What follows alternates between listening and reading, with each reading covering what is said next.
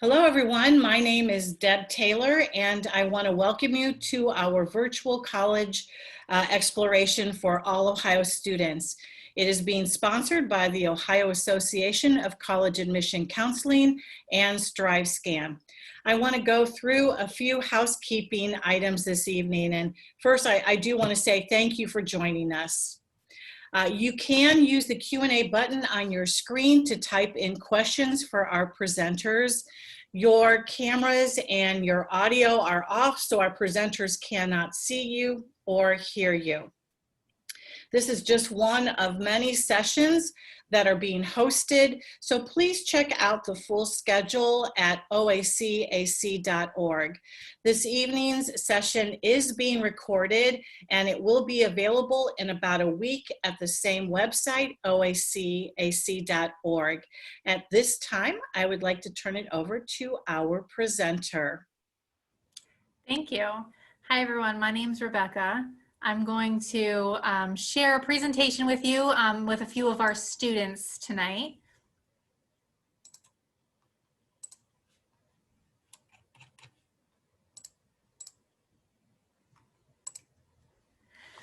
So we're here representing Mercyhurst University. We're going to give you a basic overview of academics and student life and then what the application process looks like. So to get started at a glance, Mercyhurst is located in Erie, Pennsylvania.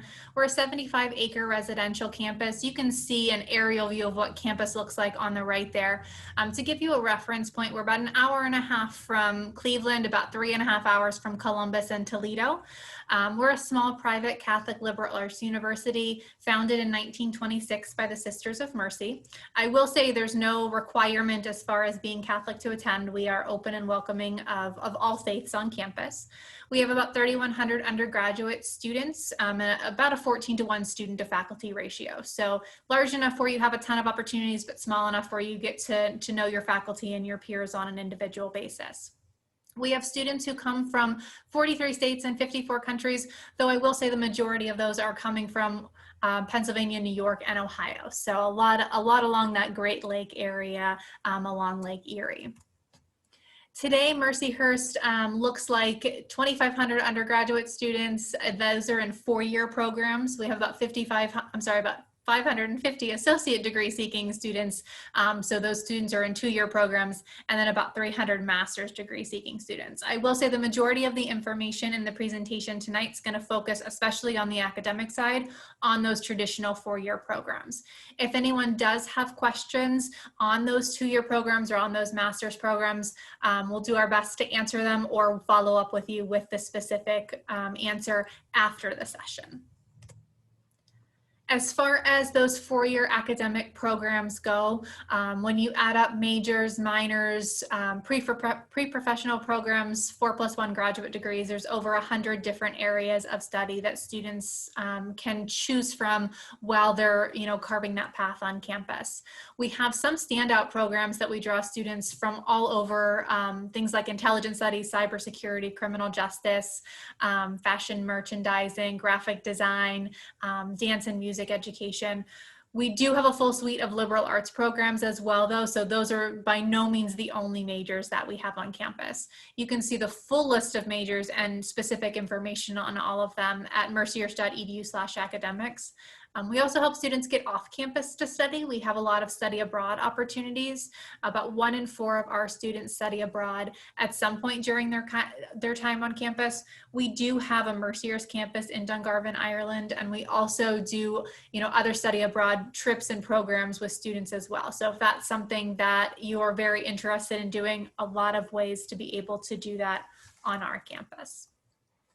With this in mind, I want to, bring some of our students into the fold. They're currently, in these programs. They're currently, working through, these majors on campus. So June, would you mind talking a little bit about, with all of these choices, did you know your major coming into Mercyhurst, and how did you sort of work through that process if you didn't? Sure thing. So first off, hello, my name is June Durkee. I am a senior studying hospitality management with a concentration in events. So that is my major. And I am from Tacoma Park, Maryland, which is like 35 minutes outside of DC. roughly. So when I first looked at Mercyhurst, I knew a little bit that I wanted to go within the hospitality department. And so but when I first came in, our hospitality department is one of the only two that you can get offered and come out with a business degree. Cornell is the only other university that offers hospitality as like a business school like option in the arts, like liberal arts. But under the umbrella of hospitality, my major, I originally came in as a food and beverage concentration. We have 3 concentrations in total that HM students can follow. That is food and beverage, hotels, or events. So in my freshman year, when I first started off and I was taking some of the foods courses, that gave me a good insight to realize I did not want to go down the path of the kitchen or the restaurant business one bit. So that led me to easily just alternate my concentration, swap it out into events, because I felt that was a stronger suit for me, because I did not want to work in hotels at all. So that was very easy. It was very swift. I just went to the registrar's office just to easy change out my concentration. You can even change your major or even add a minor before the end of your sophomore year. So it was a very easy switch out. And ever since then, I have loved studying in the hospitality department but having to tailor more to events concentration, which is my strength. Awesome, thanks. I'm glad you mentioned how easy it was, because I think that sometimes students are afraid to change their major because it's going to be really hard or it's going to set them back. Our faculty are really accommodating. The way our curriculum is structured is really flexible. So students a lot of times are able to change their major and, not be on campus for any longer than that traditional 4-year time frame. So it's definitely possible to come in, change your mind, kind of do a little bit of exploring and still be able to complete a program of study in that traditional time frame. One of the ways we help students do that is with a variety of academic success resources. We have dual advising for every student. Every student has a faculty advisor and an academic counselor. We have advising day before registration every semester for students so that, they are going in with, advice on what courses to take if they're meeting, sort of all of those requirements that they need for graduation. And we also want to make sure that you're really well prepared for what happens after your time on campus. And so with that in mind, we have a really wonderful career development center where career counselors work with students as early as their freshman year on how to do things like resume building, how to, do an interview, what does a cover letter look like, and how does it differ from industry to industry. So they're really helpful when it comes to that. I think on this slide, the thing that students, utilize most often is that faculty advisor and maybe, faculty who are teaching other classes too, not just their advisor. They use, all of our faculty as resources. Joel, can you talk a little bit about what that student-faculty relationship is like on campus? Yes, I can. And I will just start off by introducing myself real quickly. My name is Joel Basenbach. I'm a bio pre-med major here on campus, and I'm a senior, and I'm from Latrobe, PA. So just putting that out there. But yeah, so the student-to-faculty relationship is honestly one of the most unique relationships that you can find in an academic setting here at Mercyhurst, for sure. I was in everybody else's shoes at one point, going through the college search, looking for where I felt that I fit in. The best part about Mercyhurst is the faculty members are absolutely 100% passionate about what they do. And so you're not just, we are a relatively smaller university, so you're not just a number. They care about you. They want you to succeed. If you're having issues, I once heard stories about, faculty members sitting down for hours on end, helping students understand the material, helping them with their projects. And personally, I'm within the biology department. I walk in every day and I carry on conversations with our professors all the time. I will go in, I'm completing my thesis right now. my senior thesis, and I have to talk to numerous faculty members on a daily basis just to try to keep that moving forward, and they're absolutely just amazing with that. So. Yeah, I think the fact that they're teaching classes, they're acting as faculty advisors, the fact that they are so engaged in such a big part of our students' time on campus is really one of the best things on the academic side. No matter what your major is, the faculty really are there and are so supportive. We also have a few additional academic success resources that maybe students will take advantage of if they, need them. Maybe it's not something that every student will utilize during their time on campus, but regardless, they're wonderful resources. We have a writing center, we have peer tutoring that's available for any class, and then we have some specialized programs as well. We have the honors program. Students who qualify for this program on an academic basis, when you apply to Mercyhurst, will be invited to apply to the honors program. We have our learning differences program, students who may have an IEP, a 504 in high school and have classroom accommodations. If you would like to continue those at the college level, we have a really robust program that allows for that. And then too, we also have our Autism Initiative at Mercyhurst program. This program is for students, who may have autism, who need a little bit of extra support on the social and the academic side, one or the other. It's just a really great way to allow students to be more successful on campus with those extra support systems in place. The first two, Writing Center and the peer tutoring, those are available for any student, no matter how you're doing in class, no matter what class you're taking. Alexa, can you talk a little bit about what that's like from the student perspective? Absolutely.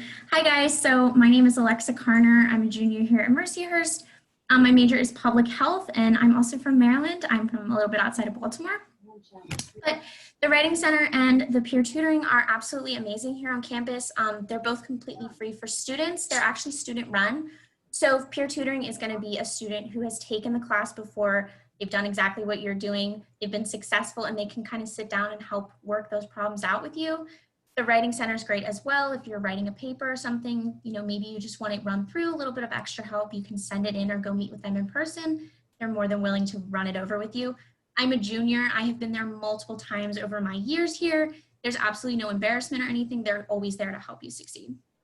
I think it's great to note that you don't have to be struggling in a class to use, either of those services. They're there for literally anyone, and you're right. I think that's a great point, that you shouldn't be embarrassed to utilize those services. They're there for students, and whether it's to help you get from a B+ to an A or to pass a class, no wrong reason to go to either service and utilize those. So you're not just going to be taking classes when you're on a college campus, you're also going to be living, you're going to be in the residence halls, you're going to be eating on a college campus, you're going to be utilizing the dining services. You want to make sure it's a place where you feel like you can be yourself, and as well, get involved on campus. So we're going to, hear from our students again. They're currently doing all of those things and get their perspective on what it's like in each of these areas. So Alexa, I think we'll have you start first with the residence halls. Can you talk a little bit about, specifically from the freshman, viewpoint, what does it look like as a new freshman on campus in the residence halls, and maybe a little bit on what the roommate selection process looks like? Yeah, so coming in as a freshman, you will live on campus. There are a couple different building options, but usually you're going to have a roommate, and some you might share a bathroom, things like that. This is great. You're going to make lots of connections with your hall. I lived in an all-girls freshman hall my freshman year. It was amazing. The hall will come together. You'll meet a ton of different people. You'll have an RA in your building who will do a bunch of events for your floor to kind of bring you together and bond. Super great opportunities there. Coming in, you can choose a roommate in a couple different ways. So you can come in with somebody that you have pre-selected, and as long as you guys just mutually pick each other, that's fine. Res Life will honor that. You can also come in and go random, but I always do little air quotes because it's not truly random. You're going to fill out a little lifestyle questionnaire and they'll pair you up.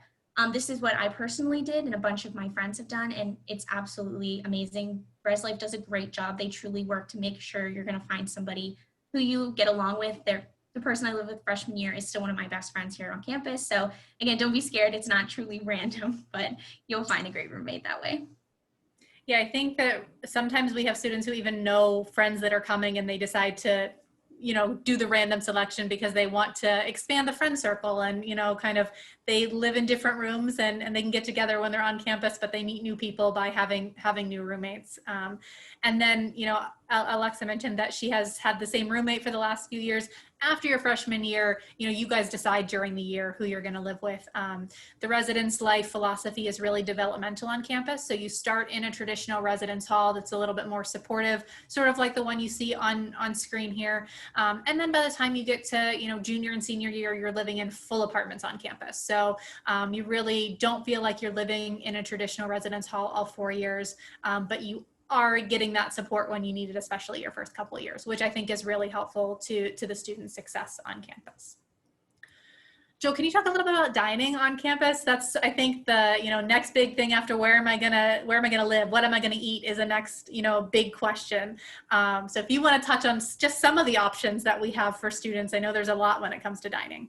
Yes, there are quite a number of options as a student here on campus. And let me just preface it all by saying they do a great job. And I just had an amazing meal for dinner just a few minutes ago. And, you know, I'm always satisfied afterwards. But just to start, as a freshman, you'll come in, you will be required to have an unlimited meal plan when you arrive. That's just something we do here on campus just to make sure to alleviate some stressors as an incoming freshman, to understand how much you eat, when you eat, kind of thing like that. So they just open it up. We have our main dining facility, the Grotto Commons, is actually open from 7 a.m. to something like 3 or 4 a.m., which is crazy and awesome. So you can, you know, jump in as many times as you want, grab a, you know, an ice cream cone or whatever. But we also have other options on campus. So we've got the Grotto Commons, which I just spoke of. We've got Ryan Hall, or the 501 Grill, which is on the main floor of the sophomore residence hall.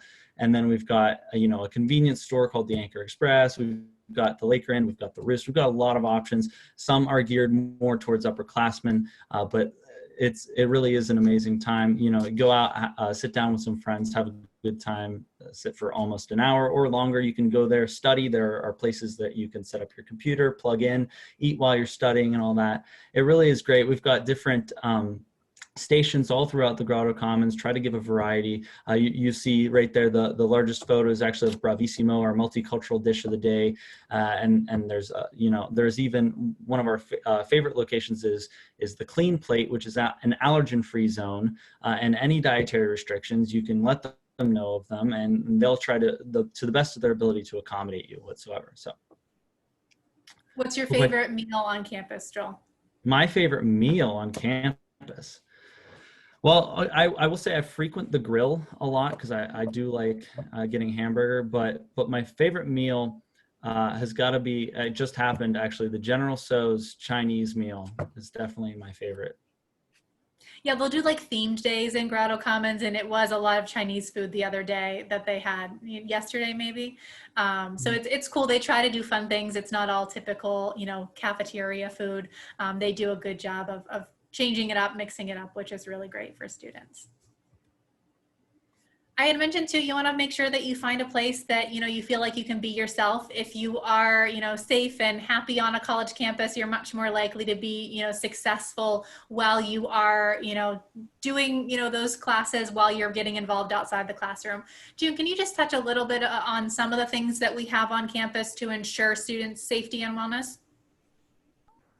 So first, we are a very small campus. We only have 75 acres, and I will say, from like the aerial footage, everything is a walking distance. So that is very comforting because we're not so condensed, but we are not too spread out. All the academic buildings are like honed in the very center, and then the housing arrangement in apartments kind of spread out all across campus.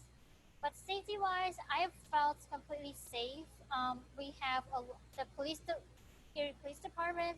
We have police officers who monitor and patrol on campus, and they do have our Mercyhurst shield to signify that they solely work on Mercyhurst property. So that's very comforting and very alarming. That's very awareing for me because it gets me to know that it is the same patrol group and the same officers that are monitoring. It's not a strange one every single day that will be on on it. And we do have a blue lights polling system as well that are scattered throughout campus, where if you are like in an academic building and it's late at night, and you're a little bit too scared or uncomfortable to walk back to your lecture hall in the nighttime, you can just instantly go to one of those polls, the white polls, click the button, and a police officer can easily escort you safely back to your residence. We also have the Cohen Health Center as well as the Counseling Center, and those are also free services for students.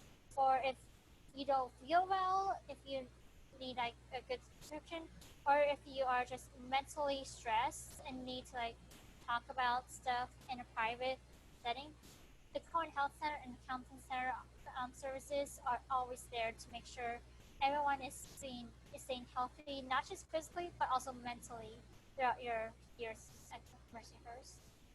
Awesome. Thanks, June. And you can see one of the photos is our therapy dog, Bailey. Everyone, you know, if you've got a dog at home and you can't bring them to campus with you as a freshman, sometimes you miss your dog more than you miss your mom and dad. Mom and dad don't like to hear it, but sometimes that's true. And you can always pet Bailey and get a little bit of dog visiting in if that's the case for you. And, you know, kind of tangential to safety and wellness as far as the specifics of the health center and police and safety office. We also have a really great rec center for students that they offer classes. You know, Joel had mentioned the, you know, kind of the healthy options when it comes to the dining facility. So we do our best to make sure on all of those points that students have access to those things on campus. Campus involvement is another, you know, really big way that you spend your time on campus. And I'm going to have Henley, our fourth student, and Henley, I'm so sorry, I forgot to ask you my first question earlier. Okay. So I'm going to ask you both of them now because they're sort of related. Henley, can you talk a little bit about what it's like to be involved as a student athlete on campus, and then a little bit about some of the other things that, you know, you can get involved in if you're not an NCAA athlete? Yeah, so there's lots of things for students to do all across campus, whether it's getting involved in athletics or in different clubs, any kind of organizations like that. So as Rebecca mentioned, I am a student athlete here. I'm on both the cross country team and the rowing team. And so I know like being a student athlete can sound really intimidating coming in as a freshman because it is a lot of responsibility and it takes up a lot of your time. But I found that being a student athlete has really enhanced my college experience because it's helped me to develop certain skills from that time management to different leadership skills. And plus the opportunities you get from just meeting different people, getting to travel and all the connections you make.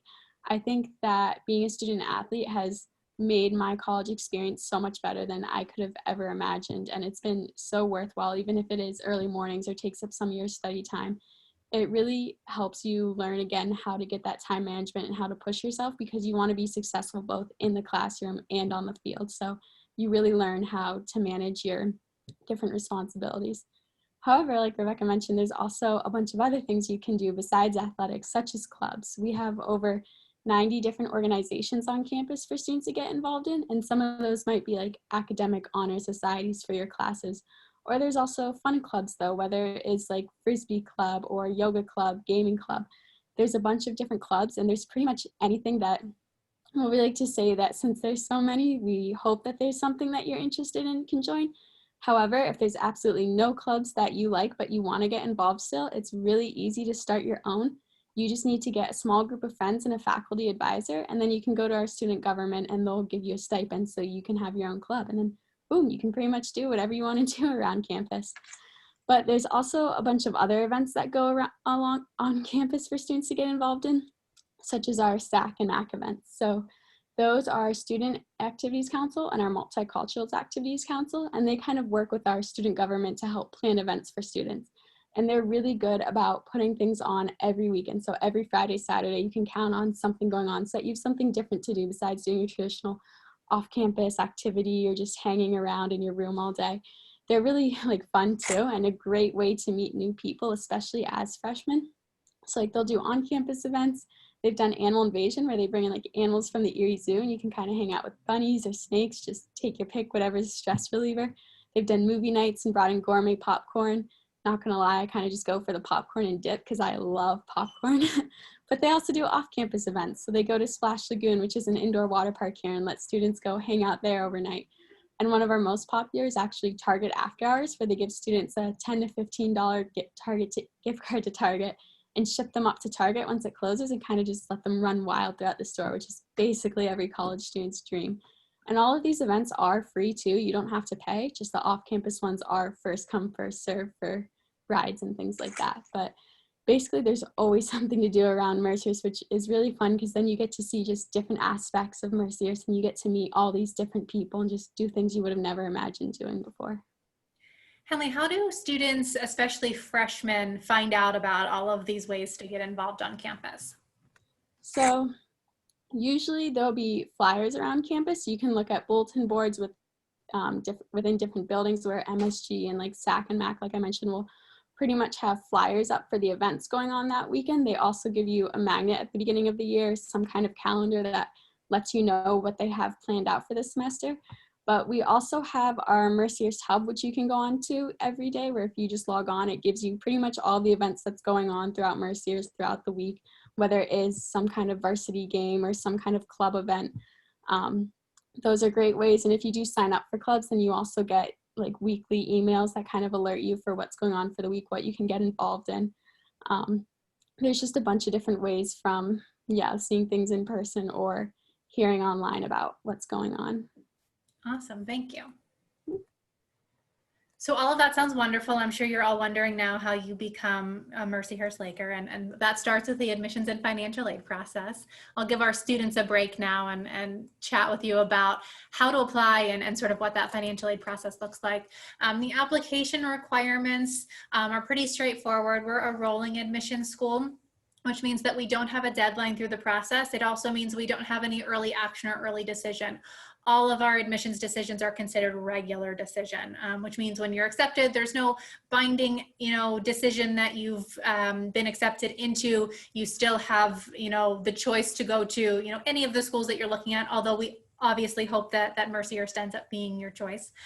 We take a holistic approach to the application review process. This means that we don't just look at one factor, or we don't just look at the number side of things. We're also looking at what have you been involved in outside the classroom. That's included in the official application. There's a listing for your clubs and activities. We're gonna look at your writing sample. We're gonna look at that letter of recommendation. What has a teacher, a guidance counselor, a coach, a boss, if you have a part-time job, what has someone said about you as far as a positive recommendation for admission into a university. So these are the elements that we need from a student to complete their application. We need the official application, whether that's the common application or the Mercyhurst University application. Either one, we're going to gather the same information. We have no preference, so we completely leave it up to the student how they would like to apply. We're going to get transcript information for every student. We need to see grades through your junior year, and then we'd like to see your senior year schedule as well to make sure you're still taking college prep type courses. There's a writing sample that's built into the body of the application. Common App gives you prompts. We give you the same prompts. So I always tell students, you're not better off choosing one over the other if you don't like the prompts on the first one you look at. They're all the same. But we really encourage you to, write about something you're interested in. It doesn't have to fit in specifically with one of those prompts. We would much rather read something that you're really passionate about than read what you think you've written, what we think we want you to read. So we really want you to kind of be yourself, show your personality through that. We do require a letter of recommendation. I had mentioned a couple of good sources: guidance counselor, teacher, coach, boss, extracurricular advisor. And then ACT, SAT test scores, we are test optional, so you're welcome to submit them if you like your scores. I know we have more students than normal who maybe don't have scores at all, or did not have the ability to take the test as often as they may have planned to in their college kind of preparation process. If that's the case, you're welcome to let us know you'd rather we review your application without test scores. No penalty if you are reviewed without test scores, still eligible for the same type and same amounts of financial aid. So that does not change for students. This is what a typical applicant looks like at Mercyhurst, or a typical accepted student, I should say. About a 3.4 GPA, that is a weighted GPA. So that's something where if you've taken AP, honors courses, if you've taken CCP courses, anything that is a boost to your GPA and your high school weights that, we want to give you the benefit of having gone above and beyond the traditional level. If you plan to submit test scores, these are the averages, about a 1070 on the SAT, about a 23 on the ACT. Those numbers can be super scored, so if you are one of those people who have multiple tests and you have scored better on different sections on different test dates, we say send all of your scores to us, and we are more than happy to give you the highest possible combination when it comes to things. Financial aid is always the next big question after you get accepted. You know, making it affordable is a really big part of the process. One thing that we do here at Mercyhurst is when we admit a student to the university, we automatically review their application for merit-based scholarships. That's a scholarship for our fall of 2021 applications is a scholarship that's going to range somewhere between $14,000 and $24,000 a year, renewable for all 4 of your years on campus. And that's something where when you find out you've been accepted to the university, you're going to find out that merit scholarship right at the same time. So a big percentage of your financial aid package is going to come right when you've been accepted. Some different sources of financial aid that you may see on a financial aid offer from Mercyhurst. First and foremost, institutional aid. That's aid that comes directly from the school itself. Merit scholarships, like I said, those are based on your application, and we award those when you're admitted to the university. We have talent-based aid, so those scholarships, if you are a dance applicant or if you are a music applicant, there are some talent-based scholarships available for those students in those majors. We do have some athletic scholarships. We are Division II for the most part. We do have 2 Division I hockey programs on campus, but Division II for the most part. And there are athletic scholarships available.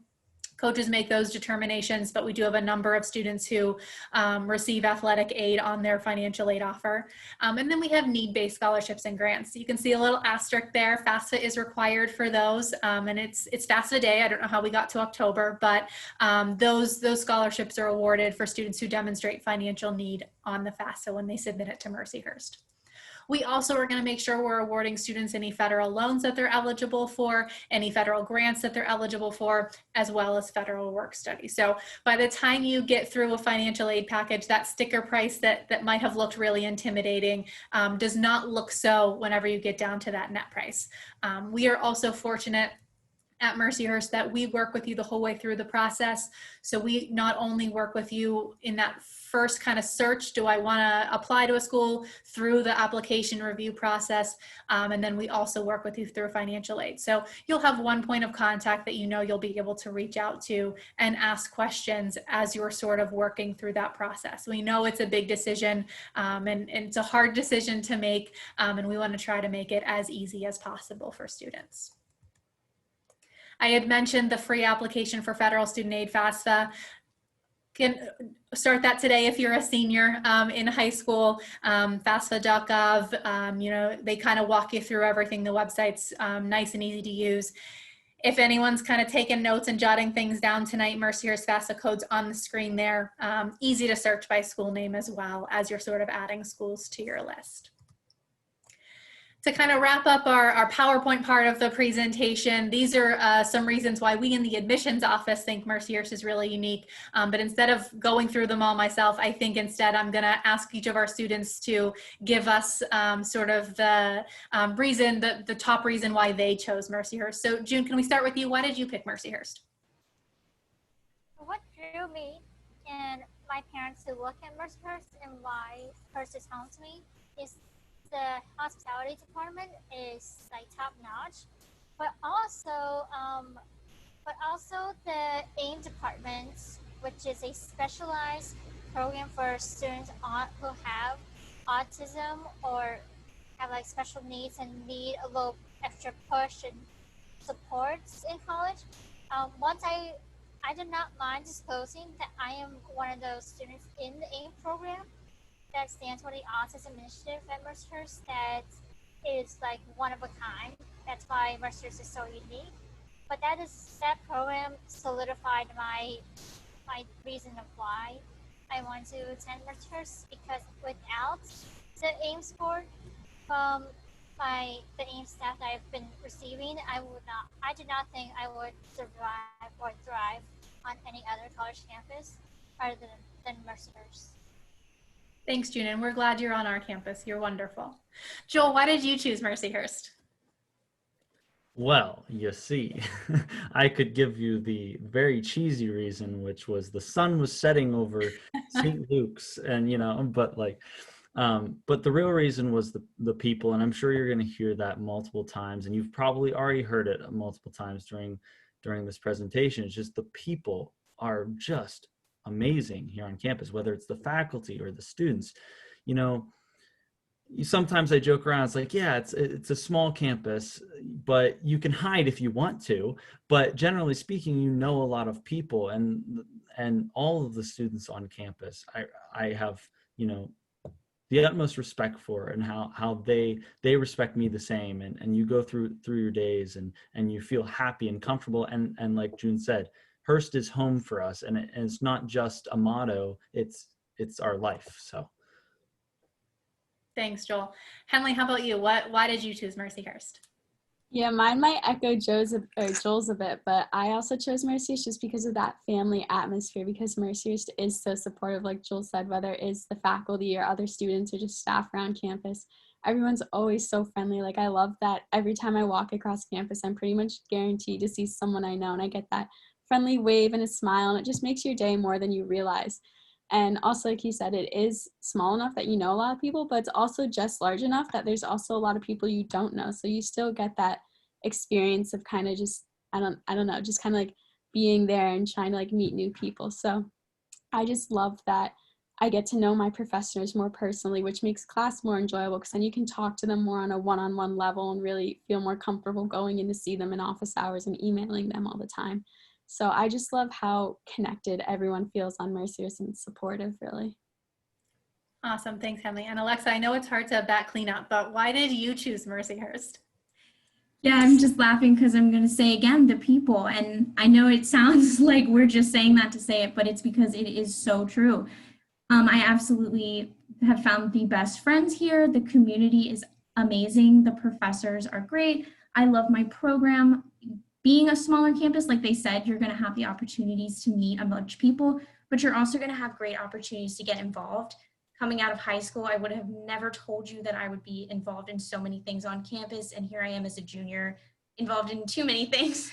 So having that, close community feeling is going to give you the chance to push yourself further and get involved in a bunch of things and meet great people along the way. Awesome. Thanks, Alexa.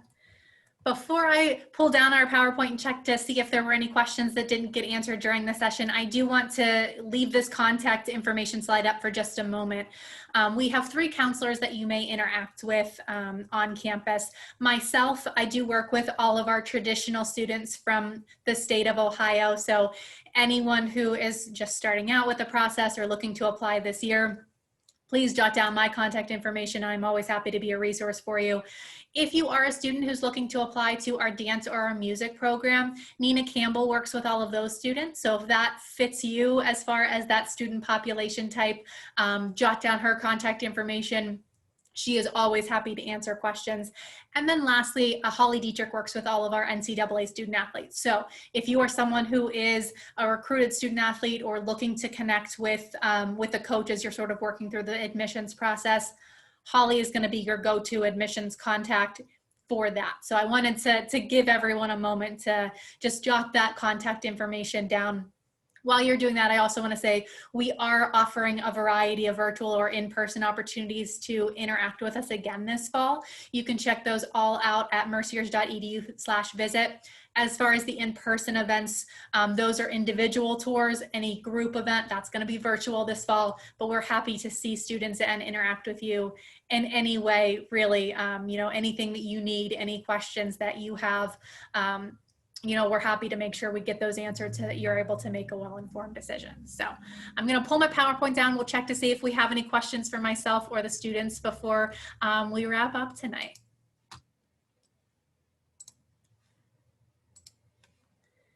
So I think one question, and maybe this can, I'm not sure if any of you are double majors, but is it, you might know someone who is a double major. Is it possible to double major on campus, and still graduate within 4 years? None of you are double majors, are you? All right, I'll answer that, unless you want to, Joel. I'm not, but I know so many people who are, and I even knew someone who graduated last year who was a triple major, and I'm like, don't know how that happened, but it's absolutely possible for sure. I mean, working with the registrar, working with your professors. I mean, we have so many, accelerated programs, that you can get for your 4+1 programs. If you can do a 4+1 program, you can absolutely double major. Thanks, Joel. Yeah, I think that that's advice we give to students all the time. Like, we don't like to say no when it comes to the academic side. Sometimes no is the answer in the end, but we don't like to start with that. We like to help you get where your goal is. And a lot of times for students anymore, that is a double major. I think going off of that, to answer a question about potential CCP courses coming in, so college credit plus courses, yes, we absolutely accept those. If you've gotten a C or higher in those classes, we do not have a problem that they are coming from, Ohio as a school in Pennsylvania. So those will still be something that you can take full advantage of. They come in, they satisfy actual courses on campus for students who are looking to double major, or who maybe are looking to be a student athlete and don't want to, overload a semester with a lot of courses. Can help give you a head start. For some of our students, maybe they end up graduating a semester early, although I will say that the more common path is to pick up a double major or minor rather than to graduate early. I think our students, like being on campus, so they want to stick around and graduate with their friends and everything like that. Although every once in a while we do have someone who will graduate a little bit early. So have any of you students studied abroad? I'm not sure. I don't think any of you have. Yes, you have. Joel, can you talk a little bit about the study abroad, like what location you went? We had a question about what types of locations students can study abroad. I mean, just generally, you can study abroad pretty much everywhere. I mean, there's so many programs we have on campus. I know that's not very specific, but my personal experience was with our sister city in Dungarvan, Ireland. So we have a Dungarvan, Ireland experience here on Mercyhurst. And I was lucky enough to be involved with that my freshman year of all years, where you go for 2 months. It's the end of the year, the last 2 months of the entire academic year, and you go and you settle down. It's not, you're not attending another university in Ireland, but a bunch of professors will go, and it's like a little transplant of Mercyhurst, just sitting over in Ireland. And we went to all throughout Ireland, up to Galway. We went over to Edinburgh, Scotland, and there were plenty of weekends where you could get your own, not your own, but get a plane, go over to the UK, to other places all around Europe, the UK and whatnot. So it was a great experience. I mean, I wouldn't trade it for the world. I went, it was a group of about 25 students that went with me. I think my favorite experience was we got to ride horses through the beaches of Ireland, and it was like, whoa. So that's awesome. And as a freshman to get to do that too, that's super cool. So I know that we're running, right up to the end of our session. I want to thank everyone for joining us tonight. We appreciate, you sticking with us and learning a little more about Mercyhurst, and we're here to answer questions after the fact. Don't hesitate to reach out with that contact information that you were able to jot down before from the PowerPoint slide. So thanks for joining us tonight, guys. Thank you, Rebecca and students, for joining us this evening. I really appreciate it. And I want to thank everyone for taking the time to be with us this evening. When you close your window, there will be a link to a very quick 4-question survey. We really would appreciate your input. Also, remember there are other sessions, so please check out the schedule at oacac.org. And again, this evening was recorded. It will be available in about a week, along with many other sessions. Take care. Have a good evening.